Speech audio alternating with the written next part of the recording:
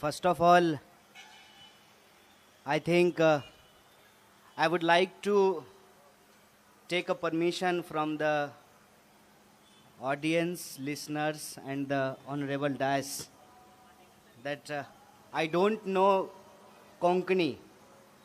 So, with apology, I would like to speak in Hindi. Is it okay? मुझे लगता है कि प्रधानमंत्री जी की तरह गलत कोंकणी बोलने से अच्छा है हिंदी ही बोल लें। दोस्तों, सबसे पहले आप तमाम लोग जहां तक मेरी आवाज़ पहुंच रही है, आप सभी आदरणीय बुजुर्गों का, नौजवान दोस्तों का, माताओं बहनों का, अपने दुकानों में बैठे हुए जो दुकानदार भाई हैं और अलग अलग तरीके से मेहनत मजदूरी करके अपना परिवार चलाने वाले आप सभी गोवा के जो आदरणीय लोग हैं, आप सबको नमस्कार करता हूं। और बिना किसी औपचारिकता के, क्योंकि पूरी कांग्रेस पार्टी है मंच पर, आदरणीय चिदम्बरम जी हैं, पीसीसी के प्रेसिडेंट हैं और कांग्रेस पार्टी के तमाम डिपार्टमेंट के लीडर यहाँ बैठे हुए हैं। बिना किसी फॉर्मेलिटी के मैं सीधे आपसे बात करना चाहता हूँ। मैं अपनी बातचीत करूँ उससे पहले आप सब जानते हैं कि आज गुजरात के सूरत में एक दर्दनाक घटना घटी है। गैस लीक होने की वजह से 6 लोगों की मौत हो गई है और 20 लोग अस्पताल में भर्ती हैं। कांग्रेस पार्टी के इस मंच से जो मृतक परिवार हैं उनके प्रति हम संवेदना व्यक्त करते हैं और जो घायल लोग हैं उनकी स्पीडी रिकवरी हो, ऐसी कामना करते हैं। दोस्तों, मैं पहली बार किसी पब्लिक इवेंट में गोवा आया हूं और मेरी हालत बिल्कुल वैसे ही हो रही है जैसे हिंदी फिल्म का एक गाना है, रूप तेरा ऐसा कि दर्पण में ना समाए। ये इतनी खूबसूरत और प्यारी जगह है कि मैं अपने थॉट्स को अरेंज नहीं कर पा रहा हूँ। मैं इतना खुश हूँ यहाँ के मौसम के चलते और यहाँ के लोगों की जो हॉस्पिटैलिटी है, वो जो रिस्पेक्ट देते हैं लोगों को, वातावरण में जो खुलापन है, जो फ्रीडम है, वो देख करके मन गदगद है। और मैं कितना खुश हूँ मैं गोवा के लोगों को बता नहीं सकता हूँ। लेकिन कार्यक्रम है और आप जानते हैं कि कोरोना के टाइम में कांग्रेस पार्टी ने ये डिसीजन लिया है कि कोई बड़ी रैली हम लोग कहीं पर भी नहीं कर रहे हैं। ये जो कार्यक्रम है, जो कन्वेंशन है, आज SC ST OBC कम्युनिटी का कन्वेंशन है और कल स्टूडेंट कम्युनिटी का कन्वेंशन है। तो उस तरीके से ये कोई बड़ी रैली नहीं है। इसीलिए इस कार्यक्रम को करने की हमारी ज़रूरत इस रूप में सही है कि हम लोग कोई बड़ा गैदरिंग नहीं कर रहे हैं। साथ ही साथ एक सिचुएशन में हम लोग फंस गए हैं। सिचुएशन ये है कि एक तरफ दिल्ली में सरकार में जो बैठे हुए लोग हैं दिन में रैली करते हैं और शाम में कोरोना से कैसे लड़ा जाए इसके लिए मीटिंग बुलाते हैं। तो आम लोगों को ये समझ में नहीं आ रहा है कि क्या करें। फिल्म स्टार फिल्म बना रहे हैं, पॉलिटिकल लीडर भाषण दे रहे हैं, बड़ी बड़ी रैलियां कर रहे हैं और आम आदमी को कहा जा रहा है कि आप घर में बैठ करके कोरोना से लड़िए। और आप गोवा के लोग हैं, आप जानते हैं कि कोरोना के चलते आपको किस सिचुएशन से गुजरना पड़ा है। एक तो कम आबादी होने के बावजूद 14-15 लाख आबादी होगी बमुश्किल यहाँ की, टोटल पॉपुलेशन होगा, लेकिन यहाँ भी सेकेंड वेव के दौरान लोगों को ऑक्सीजन सिलेंडर नहीं मिले थे। और आप जानते हैं, मैं दिल्ली की कहानी आपको बता रहा हूँ, देश के तमाम बड़े हॉस्पिटल दिल्ली में हैं, 80,000 रुपए में ऑक्सीजन के सिलेंडर बिके हैं।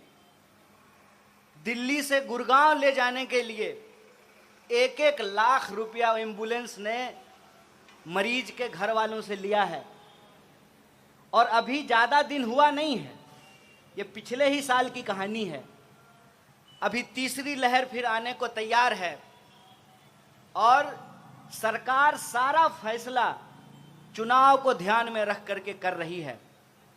एज ए पॉलिटिकल पार्टी हमारी ये रिस्पॉन्सिबिलिटी है, लेकिन अगर सरकार ही चाहती है कि चुनाव हो, चुनाव आयोग ही चाहता है कि चुनाव हो, ऑनरेबल कोर्ट के इंटरवेंशन के बाद भी ऐसा सिचुएशन है, तो हम लोग क्या कर सकते हैं।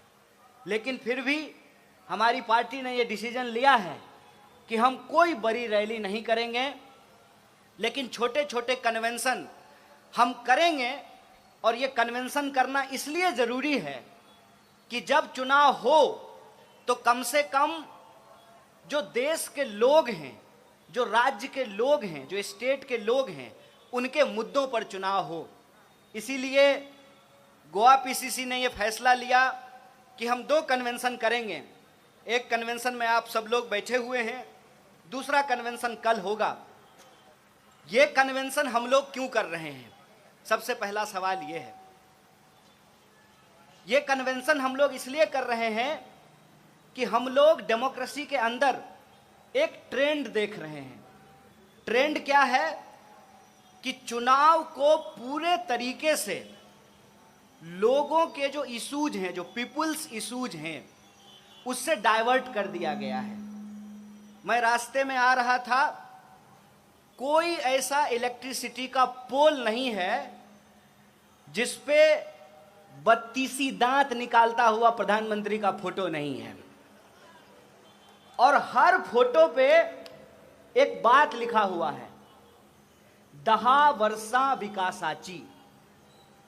और कह रहे हैं, इतनी कोंकणी मुझे आती है कि 10 वर्ष में विकास की क्या कहानी लिखी गई है।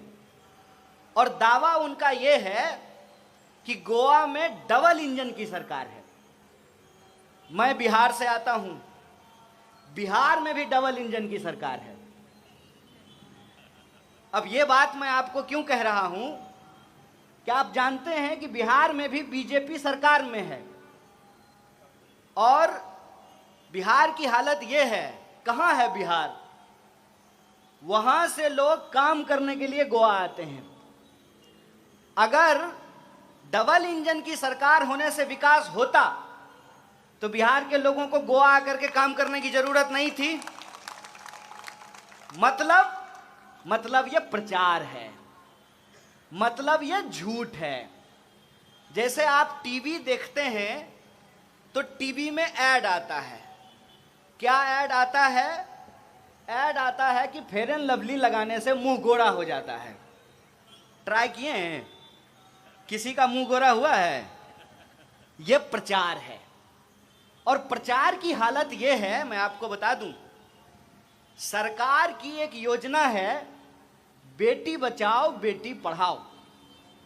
बेटी बचाओ बेटी पढ़ाओ का जो टोटल बजट है, उसको अगर देश की लड़कियों के ऊपर डिवाइड किया जाए तो एक लड़की के ऊपर 3 पैसा मिलेगा। कितना? एक टॉफी भी नहीं खरीद सकते हैं आप 3 पैसे में।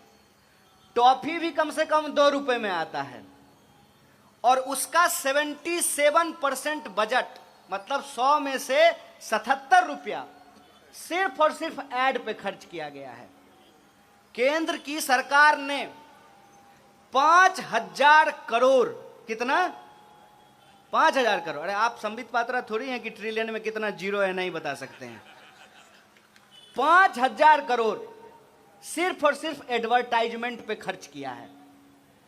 और आप इधर से बंबई की तरफ से मैंगलोर जाएं या मैंगलोर की तरफ से मुंबई जाएं, नॉर्थ से साउथ गोवा का जो मेन हाईवे है उस पे घूम करके देख लीजिए कि सबसे ज्यादा प्रचार किस पार्टी के होर्डिंग के द्वारा किया गया है। मैं जब आ रहा था तो अपने यूथ कांग्रेस के साथी को पूछा, हमारा होर्डिंग बैनर नहीं दिख रहा है, तो उन्होंने बड़ी अच्छी जवाब दी।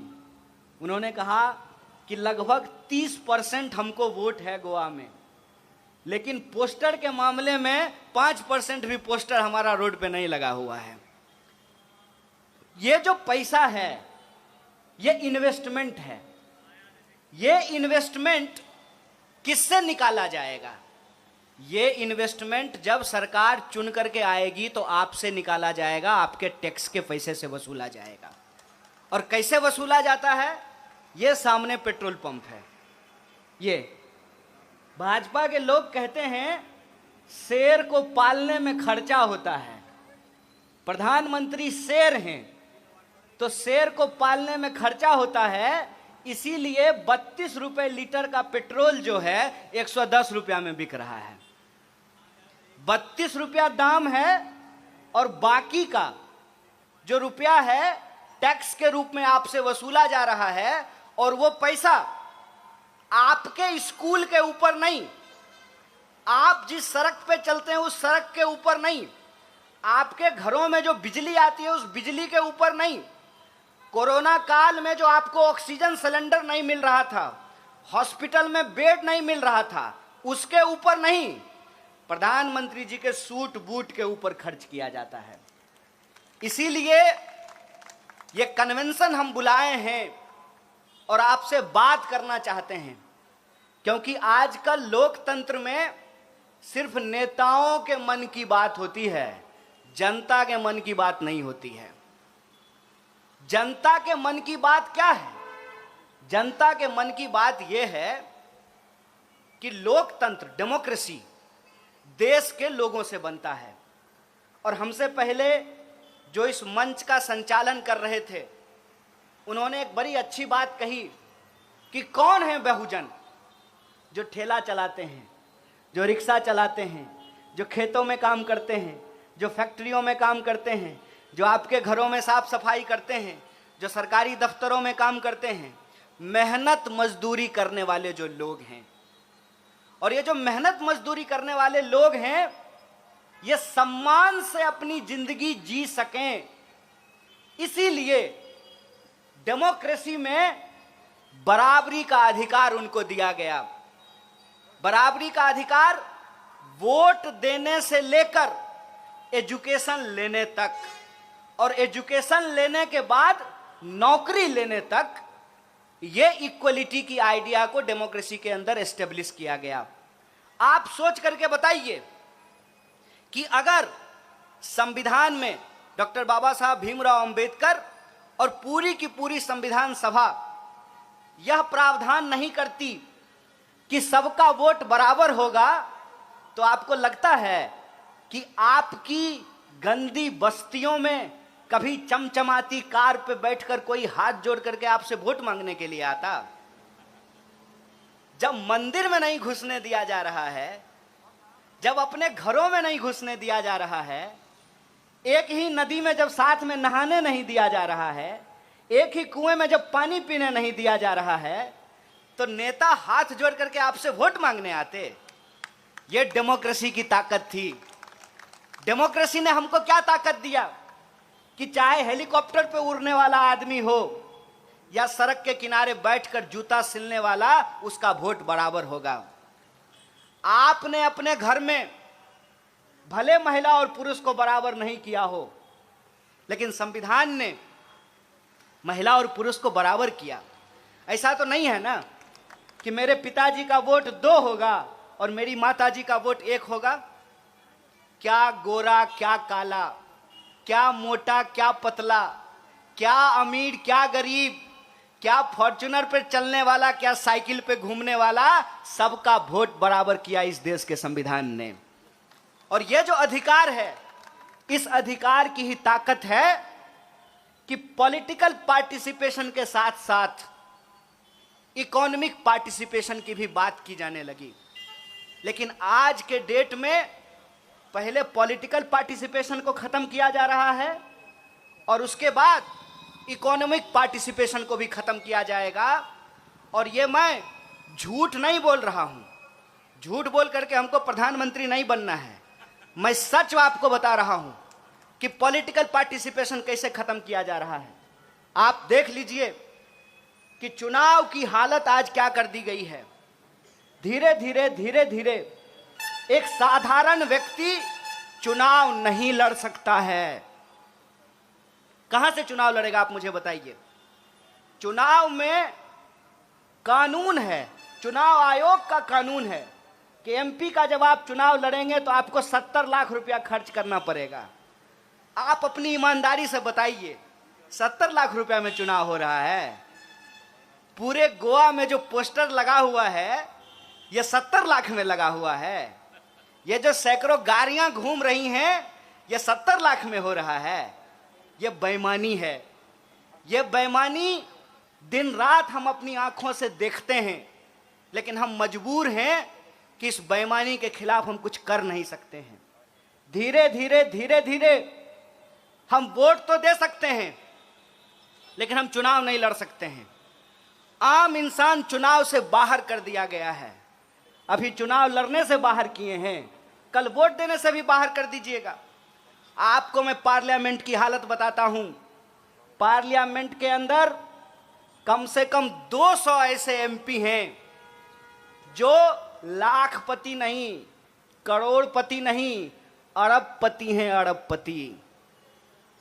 डेमोक्रेसी की अगर यह हालत रही तो आपको लगता है कि जो बहुजनों को अधिकार संविधान के अंदर मिला, सरकारी नौकरियों में जो उनकी भागीदारी सुनिश्चित की गई, ये बचने वाला है? ये बचने वाला नहीं है। और उसका नतीजा मैं आपको बताता हूं और आप सोच करके बताइएगा कि अगर एयर इंडिया नहीं बचा तो एयरलाइंस में रिजर्वेशन बचेगा? अगर रेलवे नहीं बची तो रेलवे में रिजर्वेशन बचेगा? अगर सरकारी यूनिवर्सिटी नहीं बची, सरकारी अस्पताल नहीं बचे, तो सरकारी यूनिवर्सिटी और अस्पताल में जो है रिजर्वेशन बचेगा? इसको कहते हैं ना रहेगी बांस ना बजेगी बांसुरी। आप सोच करके बताइए, जिस तरीके से पब्लिक सेक्टर को आज पूरी तरीके से खत्म किया जा रहा है, वो किसके खिलाफ है? वो इस देश की बहुजन आबादी के खिलाफ है। और एक बात मैं आपको बता दूं, हम प्राइवेट सेक्टर के अगेंस्ट में नहीं बोल रहे हैं। कई बार लोगों को यह लगता है जब हम पब्लिक सेक्टर को डिफेंड करने की बात करते हैं तो हम प्राइवेट सेक्टर के अगेंस्ट में बोल रहे हैं। हम प्राइवेट सेक्टर के खिलाफ नहीं हैं। हम जानते हैं हमारी देश की जो आबादी है, 135 करोड़ हमारी आबादी है। इस पूरे के पूरे पॉपुलेशन के लिए सिर्फ सरकारी पब्लिक सेक्टर से काम नहीं चलने वाला है। उसके लिए प्राइवेट सेक्टर होगा। प्राइवेट सेक्टर था, प्राइवेट सेक्टर है और प्राइवेट सेक्टर रहेगा। लेकिन एक बात अपने दिमाग में आप डाल लीजिए कि अगर पब्लिक सेक्टर पूरी तरह से समाप्त कर दिया जाएगा तो प्राइवेट सेक्टर भी ठीक से काम नहीं करेगा। प्राइवेट सेक्टर भी ठीक से तभी काम करेगा जब पब्लिक सेक्टर होगा। आप अपने दिमाग में इस बात को डाल लीजिए कि अगर एयर इंडिया नहीं रहा तो विस्तारा भी ठीक से नहीं चलने वाला है। अगर एसबीआई नहीं रहा तो आईसीआईसीआई भी ठीक से काम नहीं करेगा। अगर गोवा मेडिकल कॉलेज नहीं रहा तो फोर्टिस में भी आपको बेड नहीं मिलेगा। सोच करके बताइए, अभी कोरोना हुआ है, दूसरी लहर गई है, तीसरा लहर आया है। जब सरकारी अस्पतालों में बेड नहीं मिल रहा था तो प्राइवेट अस्पताल में बेड मिल रहा था क्या? नहीं मिल रहा था। आप सोच करके बताइए कि अगर सरकारी स्कूल पूरे तरीके से खत्म कर दिए जाएं तो प्राइवेट स्कूल ठीक से काम करेंगे? मैं आपको बताता हूं, आपको सोच करके हैरानी होगी कि दिल्ली के अंदर हालत क्या है। दिल्ली के अंदर LKG में एडमिशन लेने के लिए 5 लाख 10 लाख रुपए का डोनेशन देना पड़ता है, और बच्चे का इंटरव्यू नहीं होता है, माँ बाप का इंटरव्यू होता है। पढ़ाना बच्चे को है, इंटरव्यू माँ बाप का ले रहे हैं। सरकारी स्कूल इसलिए होना जरूरी है कि जो लोग नहीं एफोर्ड कर सकते हैं वो सरकारी स्कूल में पढ़ेंगे, और जो लोग एफोर्ड कर सकते हैं वो प्राइवेट स्कूल में पढ़ें। प्राइवेट स्कूल क्या, वो ऑक्सफोर्ड चले जाएं, कैम्ब्रिज चले जाएं, अमेरिका चले जाएं, लंदन चले जाएं, दुनिया के किसी कोने में जाकर के पढ़ें। लेकिन लोकतंत्र की बुनियाद तभी टिकी रहेगी जब राज्य अपनी जिम्मेवारी समझेगा। और तकलीफ की बात यह है कि राज्य आज के डेट में कोई जिम्मेवारी नहीं लेता है। मैंने आपको एक एग्जाम्पल बताया कि प्रधानमंत्री रैली करेंगे और देश की जनता को कहेंगे कि घर में बैठ करके 2 गज दूरी, मास्क है जरूरी, खुद मास्क नहीं लगाएंगे। देश बचाने की जिम्मेवारी जनता की, टैक्स देने की जिम्मेवारी जनता की, कोरोना से लड़ने की जिम्मेवारी जनता की। तो आप सोच करके बताइए कि सब कुछ अगर जनता ही करेगी तो सरकार क्या करेगी? सरकार आखिर हम क्यों चुनते हैं? आप सोच करके बताइए कि अगर एयर इंडिया नहीं होगा तो हम विमान मंत्री लेकर के क्या करेंगे? अगर रेलवे नहीं होगा तो हम रेल मंत्री लेकर के क्या करेंगे? जब शिक्षा ही नहीं बचेगी तो हम शिक्षा मंत्री लेकर के क्या करेंगे? और इसीलिए मैं ये सवाल पूछता हूं कि अगर सरकारी अस्पताल नहीं होना चाहिए, सरकारी स्कूल नहीं होना चाहिए, तो सरकारी प्रधानमंत्री लेके क्या करेंगे? ढोलक बजाएंगे? क्यों टैक्स देंगे सरकार को? सरकार का सूट-बूट खरीदने के लिए टैक्स देंगे? आपको मालूम होना चाहिए कि प्रधानमंत्री जी ने अपने लिए एक हवाई जहाज खरीदा है, और उस हवाई जहाज की कीमत कितनी है? 8,500 करोड़। और अभी 12 करोड़ या 16 करोड़ का कार खरीदा है। 16 करोड़ का कार खरीदा है। काहे भाई? तो सुरक्षा, प्रधानमंत्री की सुरक्षा होगी। 12 करोड़ का कार से घूमते हैं तब भी कहते हैं कि सुरक्षा में चूक हो गई है। आखिर ये मॉडल क्या है? ये मॉडल ये है कि इस देश के जो आम लोग हैं उनको जो अधिकार इस देश में मिला है, एक एक करके उस अधिकार को छीन लिया जाए। आप जानते हैं कि यूनिवर्सिटी के अंदर 10,000 पोस्ट खाली हैं। सेंट्रल यूनिवर्सिटी के अंदर कोई ऐसा डिपार्टमेंट नहीं है जहां पे हजारों वैकेंसी नहीं है, लेकिन सरकार को वैकेंसी नहीं भरनी है। क्यों नहीं भरनी है? सरकार को लगता है कि जब सरकारी यूनिवर्सिटी रखना ही नहीं है, सरकारी यूनिवर्सिटी धीरे धीरे बेच देना है, तो वो वैकेंसी क्यों भरेगी? अभी कुछ दिन पहले हम लोग एक आंदोलन कर रहे थे ग्रुप डी की बहाली को लेकर के। लगातार आंदोलन करने के बाद ग्रुप डी की बहाली निकली है।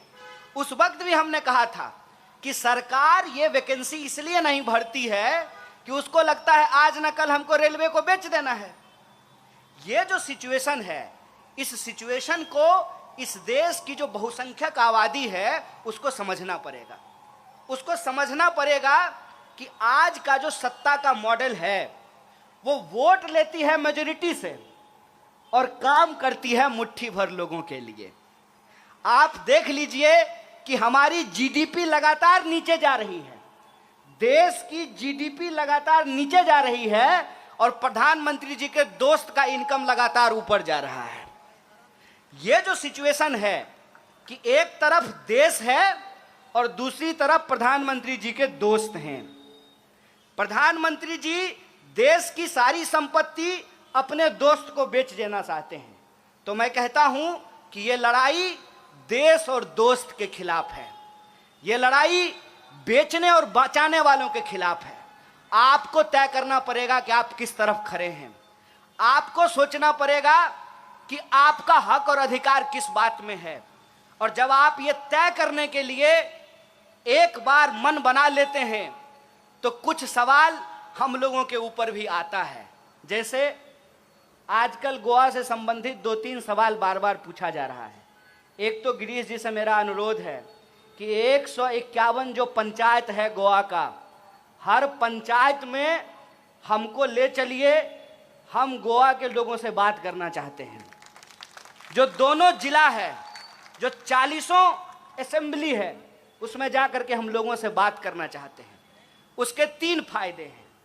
पहला, देश के लोगों को जैसे धीरे धीरे यह बात समझ में आ रही है कि कांग्रेस क्यों जरूरी है, मुझे पूरी उम्मीद है कि गोवा के लोग भी धीरे धीरे यह बात समझने लगे हैं कि कांग्रेस क्यों जरूरी है। इस बात पे हम लोग बात कर पाएंगे। और दूसरा, आप हमको जहां भी ले जाएंगे तो वहां भारतीय जनता युवा मोर्चा के कार्यकर्ताओं को रोजगार मिल जाएगा। हम जहां भी जाएंगे वो हमारा विरोध करने के लिए आएंगे, विरोध करने के लिए आएंगे तो रात में उनका भोजन और तो कुछ तो एम्प्लॉयमेंट हो जाएगा ना। क्योंकि मुझे लोगों ने बताया कि unemployment is the biggest issue in Goa and it has increased because कि गोवा की सरकार ने यह डिसीजन लिया कि हम माइनिंग बंद करा देंगे। और आप जानते हैं कि माइनिंग के ऊपर बहुत सारे लोगों का रोजगार निर्भर था। एक तो आपने माइनिंग बंद कर दिया, दूसरा कोरोना के चलते, लॉकडाउन के चलते टूरिज्म पे बहुत बुरा असर पड़ा है। आप जानते हैं कि क्रिसमस से लेकर के नए साल के जश्न तक हजारों लोग गोवा आते थे, लेकिन तीसरा लहर आने की संभावना के चलते गोवा में 25% जो है वो इन्फेक्शन रेट है। सारे होटल्स के बुकिंग जो है वो बंद हो गए हैं, लगातार लोग वापस जा रहे हैं और टूरिज्म जो है वो बैडली इफेक्ट हुआ है। तो एक तो माइनिंग बंद हुआ, दूसरा कोरोना के चलते टूरिज्म पे इफेक्ट हुआ है। गोवा, आप सब जानते हैं कि हरियाणा के बाद दूसरा ऐसा स्टेट है जहां एम्प्लॉयमेंट हाईएस्ट है। ऐसे सिचुएशन में जो गोवा के लोग हैं उनसे जाकर उनके मुद्दों पर बात करने की जरूरत है। और आजकल यह बात हम सब लोग समझने लगे हैं धीरे धीरे कि टीवी खरीदते हैं हम लोग अपने पैसे से और टीवी को रिचार्ज कराते हैं अपने पैसे से, लेकिन टीवी में जो 24 घंटा न्यूज चलता है उसमें हमारे आपके जीवन से जुड़ा हुआ एक भी मुद्दा नहीं होता है। टीवी को बंद कीजिए और अपने जीवन में झांक करके देखिए कि आपके जीवन में क्या हो रहा है। हो ये रहा है कि लगातार अनएम्प्लॉयमेंट बढ़ रहा है, लगातार महंगाई बढ़ रही है, पेट्रोल डीजल के दाम बढ़ रहे हैं और जीवन जीने की जो कठिनाइयां हैं वो लगातार बढ़ रहा है। और इस बात को भटकाने के लिए रोज नया नया तमाशा खड़ा किया जाता है। आजकल 2 दिन से टीवी में चल रहा है कि प्रधानमंत्री जी के सुरक्षा में चूक हो गई। 24 घंटा यही चल रहा है। एक तो प्रधानमंत्री के पास 56 इंच का सीना है, तो फिर उनके घबराने की क्या जरूरत है। दूसरा, कह रहे हैं कि प्रधानमंत्री किसी पार्टी के नहीं होते हैं, देश के होते हैं। ठीक बात है, तो प्रधानमंत्री अगर किसी पार्टी के नहीं होते हैं तो किसी पार्टी का जाकर के चुनाव प्रचार भी नहीं करना चाहिए। और तीसरा कि अगर सिक्योरिटी लैप्स हुआ है तो आप प्रधानमंत्री हैं, आपके पास सरकार है, गृह मंत्री आपका दोस्त है, जय शाह का पप्पा अमित शाह, एसपीजी उसके अंडर में है। आप जांच करा करके देख लीजिए कि कहां लैप्स हुआ है। पाकिस्तान जाकर के बिरयानी खाए तब इनको डर नहीं लगा, अपने ही देश में घूमने में इनको डर लग रहा है। पल में तोला पल में मासा, ये तो नहीं चलने वाला है साहब। एक तरफ कहते हैं कि मजबूत प्रधानमंत्री हैं और दूसरी तरफ डर करके भाग जाते हैं, ऐसे नहीं चलने वाला है साहब। आप मुद्दे को भटकाना बंद कीजिए।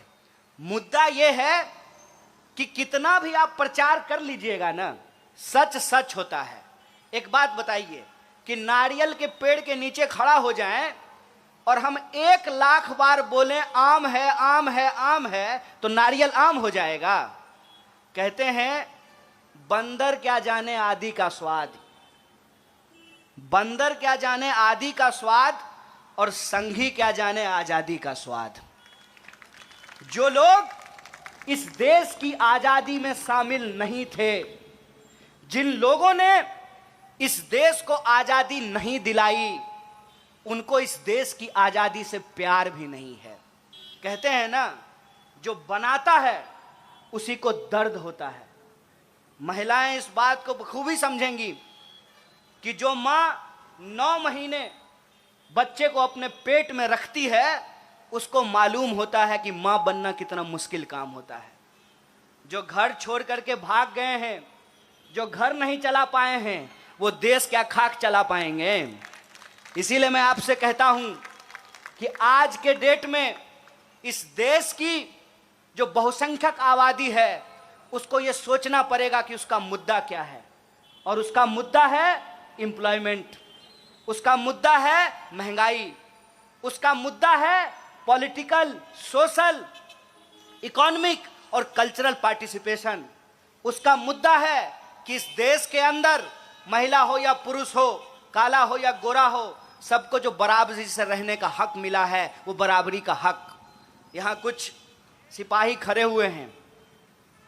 ये संविधान की ही ताकत है कि सिपाही जो डंडा लेकर के खड़ा है, उसका वोट भी एक होता है, और इनके जो डीसीपी और डीजीपी होंगे, उनका वोट भी एक होता है। ये देश के लोगों का मुद्दा है, और इस मुद्दे से लोगों का ध्यान भटकाने के लिए तरह तरह का तमाशा रचा जाता है, तरह तरह का तमाशा खड़ा किया जाता है। और इस तमाशे के खिलाफ जो जनता है, उसका जो सवाल है, उस सवाल को उनके बीच में ला करके रखना, ये हमारी जिम्मेवारी है। और इस जिम्मेवारी को कांग्रेस पार्टी हर हालत में उठाएगी। आजकल कांग्रेस पार्टी के लिए कुछ नए नए शब्द गढ़े गए हैं। जैसे मैं जब आ रहा था तो मुझे किसी ने कहा कि टुकड़े टुकड़े का पोस्टर लगा दिया है। हमने कहा कि देखिए, हम बड़ी प्राउडली कहते हैं कि हम टुकड़ा टुकड़ा करेंगे भाजपा का। इतना टुकड़ा करेंगे ना कि फिर ये फेविकॉल क्या फेविक्विक लगाने के बाद भी ये जुड़ नहीं पाएगा। और ये जितनी कोशिश कर लें, ये 3 आरोप लगाते हैं मुख्य रूप से। एक, हिंदू विरोधी होने का, तो मेरा तो नाम कन्हैया है। दूसरा, सेना विरोधी होने का। चूंकि मैं पहली बार गोवा आया हूं, इसीलिए आपको बता रहा हूं। मेरे घर से 16 लोग फौज की नौकरी करते हैं। और तीसरी बात जो मैं कर रहा था, जिसकी वजह से मैं कांग्रेस पार्टी का ये खेस अपने कंधे पे रखा हूं, मैं ऐसे परिवार से आता हूं जिस परिवार को स्वतंत्रता सेनानी का पेंशन मिला करता था। मैं उस पार्टी का दामन इसलिए थामा हूं कि सवाल किसी को प्रधानमंत्री या मुख्यमंत्री बनाने का नहीं है, सवाल देश का है, सवाल देश को बचाने का है। मैं बार बार आप लोगों से एक आग्रह कर रहा हूं, देश रहेगा तभी न राजनीति होगी, देश में लोकतंत्र रहेगा तभी न कोई मुख्यमंत्री बनेंगे।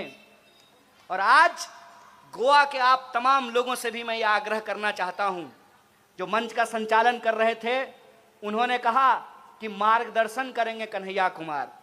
मैं आपका मार्गदर्शन नहीं कर सकता हूं, मैं आपसे मार्गदर्शन ले सकता हूं, लेकिन बस मैं आपको एक आखिरी बात बोलकर अपनी बात खत्म करना चाहता हूं कि देश की स्थिति यह है कि जिन्होंने देश बनाया, देश के लिए जान गंवाई, देश के लिए कुर्बानियां दी, आज उनसे देशभक्ति का प्रमाण पत्र मांगा जा रहा है।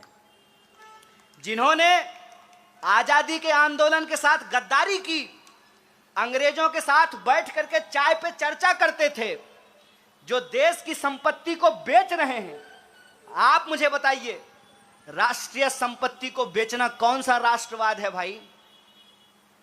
आज ये जो उल्टी गंगा बहाई जा रही है, एक तरफ वो लोग हैं, एक तरफ कांग्रेस पार्टी है जो कहती है रघुपति राघव राजा राम, पतित पावन सीताराम, ईश्वर अल्लाह तेरो नाम, सबको सन्मति दे भगवान।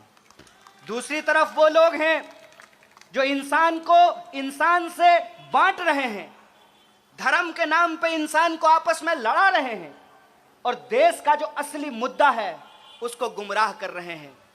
ऐसे सिचुएशन में आपको और हमको ये तय करना पड़ेगा कि अगर कोई बीमारी है तो बीमारी का ऑपरेशन किया जाता है। अक्सर हमसे लोग ये सवाल पूछते हैं कि क्या विकल्प है, भाजपा का क्या विकल्प है।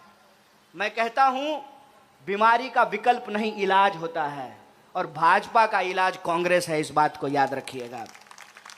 और ये बात सीधे तौर पे लोगों के दिमाग में नहीं जाए तो डाइवर्जन क्रिएट किया जाता है। बस मैं आप लोगों की याददाश्त के लिए एक बात कहना चाहता हूं। आप मुझे बताइए कि दीदी पहली बार मुख्यमंत्री कैसे बनी थी, याद कीजिएगा। माननीय अरविंद जी पहले बार मुख्यमंत्री कैसे बने थे, याद कीजिएगा। तब कांग्रेस पार्टी ने यह तय किया कि भाजपा को रोकने के लिए जो भाजपा विरोधी पार्टियां हैं, हम उनके साथ मिलेंगे, उनके साथ समझौता करेंगे और भाजपा को रोकेंगे। और गोवा में जहां कांग्रेस पार्टी भाजपा को रोक सकती है तो वहां सब आ गए, हम भी खेलेंगे, हम भी खेलेंगे। इसीलिए मैं आपसे आग्रह करना चाहता हूं, सवाल किसी को मुख्यमंत्री बनाने का नहीं है, सवाल किसी को प्रधानमंत्री बनाने का भी नहीं है। सवाल यह है कि इस देश का जो पॉलिटिकल कल्चर है, इस देश की जो डेमोक्रेसी है, जो डेमोक्रेसी इस देश के बहुजनों को ना सिर्फ राजनीतिक अधिकार देती है बल्कि सामाजिक और आर्थिक अधिकार भी देने की प्रवृत्ति रखती है, देने का पॉलिटिकल विल पावर रखती है। आप जानते हैं तमाम तरीके की जो पॉलिसीज हैं, जो भागीदारी का सवाल है, वो कांग्रेस पार्टी की सरकारों में लागू किया गया है। अगर आप बचाना चाहते हैं तो मैं आप तमाम लोगों से ये आग्रह करना चाहता हूं, इधर उधर की बात में मत फंसिए। प्रचार प्रचार होता है, इतिहास को याद कीजिए। और इतिहास वही है कि अगर कांग्रेस पार्टी कोंकणियों के स्वाभिमान के लिए लड़ सकती है, गोवा के लिबरेशन के लिए लड़ सकती है, गोवा को स्टेटहुड दिला सकती है, तो गोवा को जो आज का सवाल है अनएम्प्लॉयमेंट और महंगाई, उसका भी हल कर सकती है, उसका भी निदान कर सकती है। इसी आशा और उम्मीद के साथ कि हम लड़ेंगे अपने हक और अधिकार के लिए, हम लड़ेंगे अपनी आज़ादी की सुरक्षा के लिए, हम लड़ेंगे अपने संविधान की रक्षा के लिए और इसको हर कीमत में बचाएंगे। क्योंकि हमारा ये मानना है कि जो बिगाड़ने वाला होता है, बचाने वाला उससे बड़ा होता है। बेचने और बचाने की लड़ाई में बचाने वालों की जीत होगी। इसी आशा और उम्मीद के साथ आप तमाम लोगों को धन्यवाद कहते हुए, शुक्रिया अदा कहते हुए मैं अपनी बात को खत्म करूंगा। जय हिंद, जय गोवा।